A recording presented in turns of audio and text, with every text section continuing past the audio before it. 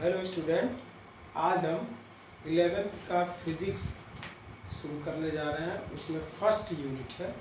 Physics के first unit में 5 chapter आपके दिए हुए हैं। पहला chapter introduction, system of unit दूसरा चैप्टर, मेजरमेंट आपका तीसरा चैप्टर, डायमेंशन और पांचवा चैप्टर एरर एनालिसिस है। इस इंट्रोडक्शन के बारे में, फिजिक्स के इंट्रोडक्शन वाले चैप्टर को हम लोग पिछले वाले क्लासों से बहुत कुछ जानते आ रहे हैं। इस चैप्टर में स्पेशली हम लोगों को units, measurement, error, usages of dimension ये सब पढ़ना है। क्योंकि बुक में ये कई चैप्टरों में बांट करके दिया है, जिसके लिए बहुत ही मजेदार टॉपिक होगा। हम लोगों को शॉर्ट वे में और मेन टॉपिक को पढ़ करके देखना है। तो इसलिए इन सब को, फर्स्ट चैप्टर को छोड़ करके बाकी सारे चैप्टर को हम एक साथ आप लोगों को नॉलेज देते रहेंगे। First of all we are just going to start the system of units.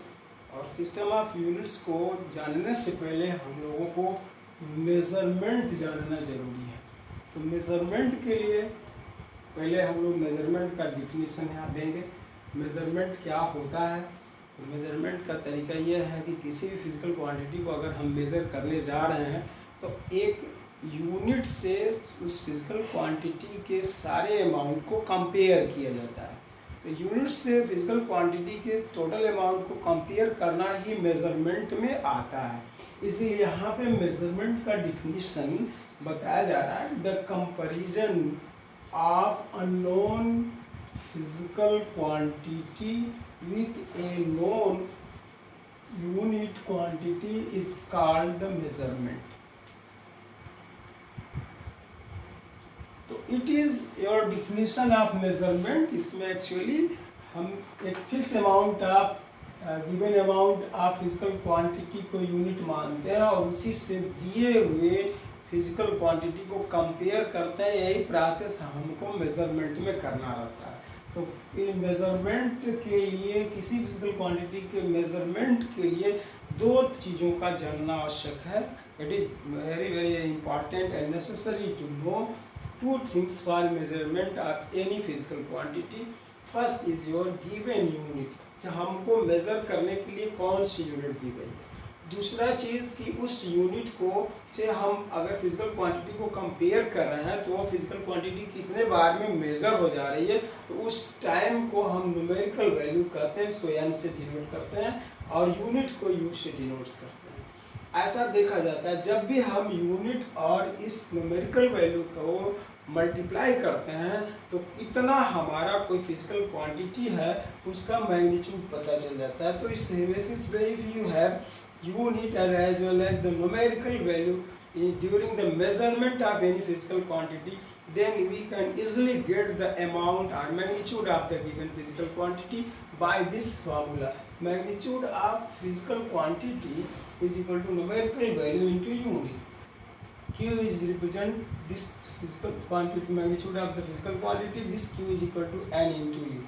It means हमारे पास जो यूनिट दिया है उसमें न्यूमेरिकल वैल्यू का मल्टीप्लिकेशन करेंगे तो कितना हमारा फिजिकल क्वांटिटी है ये हमको पता चल जाएगा। आफ्टर दैट कुछ एक्सपेरिमेंट करने के बाद ये देखा गया है कि ये न्यूमेरिकल वैल्यू और यूनिट्स आपस में यूनिवर्सली प्रोपोर्शनल होता है। इसका मतलब यह हुआ कि जिस यूनिट को हम यूज़ कर रहे हैं मेज़र करने के लिए किसी चीज़ की, अगर इसकी अमाउंट बढ़ाते जाए तो न्यूमेरिकल वैल्यू हमारा घटता जाता है, डिक्रीज होता जाता है। और अगर यूनिट के अमाउंट्स को घटाते जाए तो न्यूमेरिकल वैल्यू बढ़ता जाता है। इसलिए इन दोनों में यूनिवर्सली प्रोपोर्शनल का रिलेशन होता है। अब इसको आप लोग ऐसे लिख सकते हैं, जान सकते हैं कि n and u are universally proportional to each other, that is n is proportional to 1/u। It means if n into u is your constant और इसी को हम n1 into u1 is equal to n2 into u2 is equal to q कर सकते हैं। ये जो दोनों का प्रोडक्ट, यूनिट हमारा अगर n1 स्मॉलर यूनिट छोटा है तो न्यूमेरिकल वैल्यू बड़ी आएगी, अगर यूनिट हमारा बड़ा है तो न्यूमेरिकल वैल्यू छोटी आएगी। बट इन दोनों, इस केस में भी प्रोडक्ट वही q के बराबर होगा और इस केस में भी प्रोडक्ट उसी q के बराबर होगा। आफ्टर दैट एक एग्जाम्पल से इस चीज़ को समझा जाएगा। इस चीज़ को, इसको निकालने के लिए एग्जाम्पल से समझा जाएगा। वो एग्जाम्पल क्या है? if we want to measure the magnitude of given rice and we have unit of 2 kg, then in comparing of rice we get 10। इसका मतलब अगर हमारे पास 2 kg का यूनिट दिया है और राइस के एक सर्टेन अमाउंट दिया है और हम 2 kg वाले यूनिट से उसको तौलने लगे, मेज़र करने लगे और 10 बार में टोटल अमाउंट हमने मेज़र कर दिया, तो हमारे कंडीशन में, हमारे वर्किंग में यूनिट 2 kg हो जाएगा, यू से डिनोट करेंगे, न्यूमेरिकल वैल्यू 10 हो जाएगा, एन से डिनोट करेंगे और यहाँ पे फॉर्मूला यूज़ करेंगे Q equal to n into u, 10 into 2 equal 20 kg। तो ये पता चलेगा कि 2 kg के यूनिट से हमने राइस को मेज़र किया तो वो कितना अमाउंट ऑफ राइस है, 20 kg है। जैसा कि अभी हम लोग मेज़रमेंट पढ़े थे तो उस मेज़रमेंट में यूनिट और न्यूमेरिकल वैल्यू आया था। तो ये फर्स्ट ऑफ ऑल हम लोग यूनिट क्या होता है इसको जानेंगे।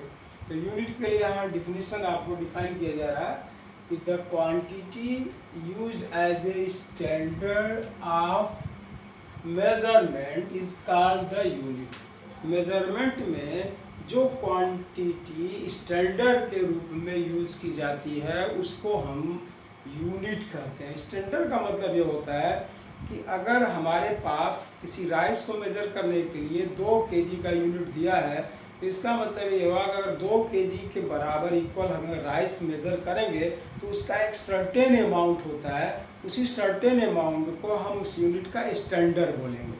ऐसे ही 1 kg का यूनिट दे दिया जाए तो उसका एक सर्टेन अमाउंट होगा और उस सर्टेन अमाउंट को हम 1 kg वाले यूनिट का स्टैंडर्ड बोलेंगे।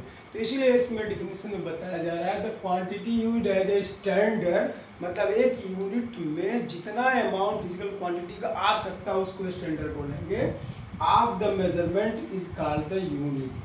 अब यूनिट हमारा जो होता है मेनली यूनिट कितने प्रकार का, कितने टाइप्स का होता है, तो इसके लिए आप देखेंगे there are following 2 types of units. First one is your fundamental unit, second one is your derived unit. पहला हमारा फंडामेंटल यूनिट्स होता है, दूसरा हमारा डिराइव्ड यूनिट होता है। फंडामेंटल यूनिट्स क्या है, तो the units which is used to measure the fundamental quantities is called the fundamental unit. Fundamental quantities को मेजर करने के लिए जिस यूनिट का यूज किया जाता है उसको फंडामेंटल यूनिट्स कहते हैं। There are 7 fundamental units for 7 fundamental quantities. पूरे फिजिक्स में केवल 7 फंडामेंटल क्वांटिटी होता है और हर फंडामेंटल क्वांटिटी को मेजर करने के लिए जिस यूनिट का यूज़ हम करते हैं वह उस फंडामेंटल क्वांटिटी का फंडामेंटल यूनिट्स होता है जो यहाँ पे दिया गया है।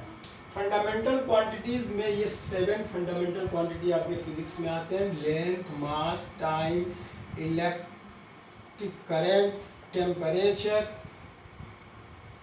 Luminous intensity, quantity of matter. ये 7 हमारे 7 ये हमारे फिजिक्स का फंडामेंटल क्वांटिटी है और इनको मेज़र करने के लिए इन यूनिट्स का यूज़ हम करते हैं। लेंथ को मेज़र करने के लिए मीटर का यूज़ करेंगे, मास को मेज़र करने के लिए किलोग्राम को यूज़ करते हैं, टाइम के लिए सेकेंड का यूज़ करते हैं, इलेक्ट्रिक करंट के लिए एम्पियर का यूज़ करते हैं, टेम्परेचर के लिए केल्विन का, लुमिनस इंटेंसिटी के लिए कैंडिला को, और क्वांटिटी ऑफ मैटर को मेज़र करने के लिए मोल का यूज़ करते हैं। तो ये सब इस लेंथ का फंडामेंटल यूनिट्स मीटर है।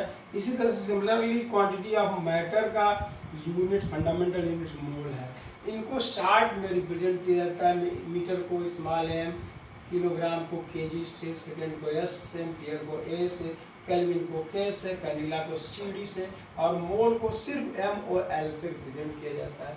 तो ये आपके यूनिट्स में फंडामेंटल यूनिट्स क्या होता है, फंडामेंटल यूनिट्स क्या होता है और फंडामेंटल यूनिट किस लिए यूज़ करते हैं, तो फंडामेंटल फिजिकल क्वांटिटी को मेजर करने के लिए यूज़ करते हैं। 7 फंडामेंटल फिजिकल क्वांटिटी होता है, इसलिए हमारे पास 7 फंडामेंटल यूनिट्स भी होते हैं।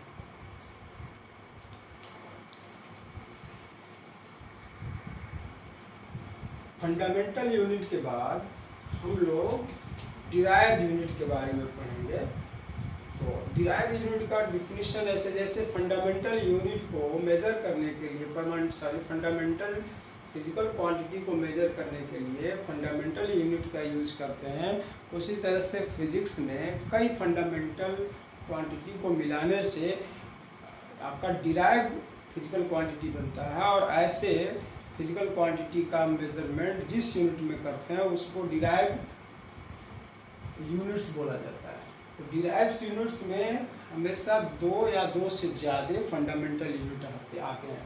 यहाँ डिफिनीशन डिराइव्ड यूनिट्स के लिए है, the units which can be express in terms of fundamental units are called derived unit.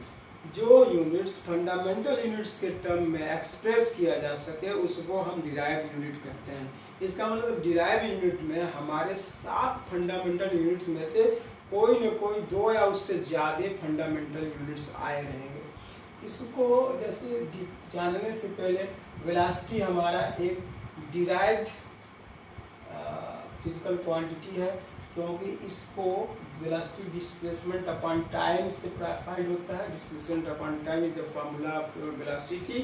ये डिस्प्लेसमेंट लेंथ की कैटेगरी में आता है। जैसे पहला फंडामेंटल यूनिट्स आप मीटर लेंथ के लिए यूज किए हैं, तो यहाँ पे डिस्प्लेसमेंट लेंथ के कैटेगरी में आता है। डिस्प्लेसमेंट हुआ, डिस्टेंस हुआ, लेंथ हुआ, ब्रेथ हुआ, हाइट हुई, डेप्थ हुआ, डायमीटर हुआ, ये सब के सब मीटर में मेजर किए जाते हैं और लेंथ के ही कैटेगरी में ग्रुप में आते हैं। तो यहाँ वेलोसिटी डिस्प्लेसमेंट अपॉन टाइम के फार्मूले से फाइंड किया जाता है। चूँकि यह डिस्प्लेसमेंट हमारा एक तरह का लेंथ है, तो इसमें 2 फंडामेंटल फिजिकल क्वांटिटी यूज हो रहे हैं, लेंथ और टाइम, इसलिए ये हमारा वेलोसिटी डिराइव्ड फिजिकल क्वांटिटी है। और इस फार्मूले से हम इसकी यूनिट राइट्स करेंगे। डिस्प्लेसमेंट की यूनिट मीटर और टाइम की यूनिट सेकंड, तो इसको मीटर पर सेकंड बोलेंगे। मीटर पर सेकंड भी ऐसे इसको लिख सकते हैं, मीटर पर सेकंड शॉर्ट में, और इसको समवेयर ऐसे लिखा जाता है, metre dash second to the power second inverse. इस तरह से भी हम इसके यूनिट्स को लिखते हैं।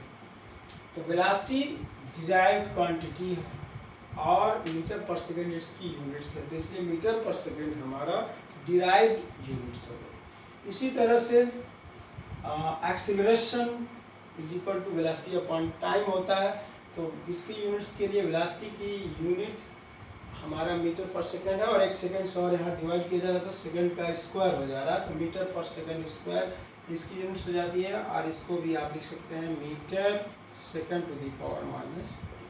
तो इस तरह से हम लोग फंडामेंटल यूनिट्स के बारे में देखें, डिराइव्ड यूनिट्स के बारे में देखें, मेजरमेंट क्या होता है मेजरमेंट के बारे में देखें, और मेजरमेंट के लिए 2 चीज़ों की ज़रूरत है, यूनिट्स और न्यूमेरिकल वैल्यूज़ के बारे में जानें।